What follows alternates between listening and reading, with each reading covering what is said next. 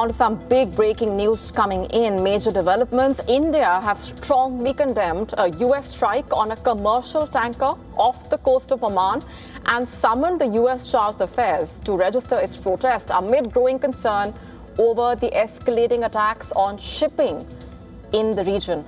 In fact, the move follows an attack earlier on a vessel which had 24 Indian crew members on board. And of the 24 Indian crew on board, 21 Indians have been rescued so far, and 3 Indians are reportedly missing. In fact, let's go straight across now to Siddhant Sibbal, who's been tracking those developments very closely. Siddhant, what more can you share with us? Development, we know that what has happened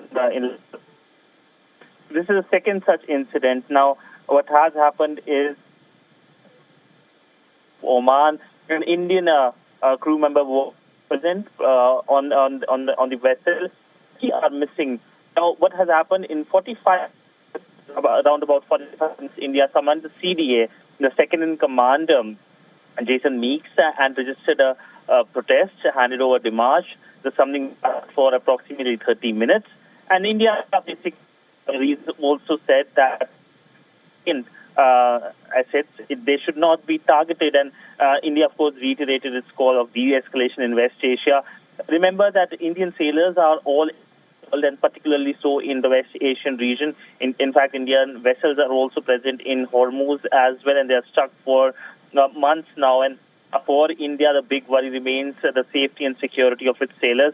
And earlier we saw there was similar incidents involving the Iranian side, and India had summoned the Iranian diplomat, the ambassador there, and today India has summoned the American CDA. So clearly worrisome development for India. India has huge stakeholdership in the region, whether it's energy, whether it's the diaspora, or whether it's the Indian sailors who have particularly been impacted by this, by the incident, the escalations. And today's incident is not the first time that such an incident has happened.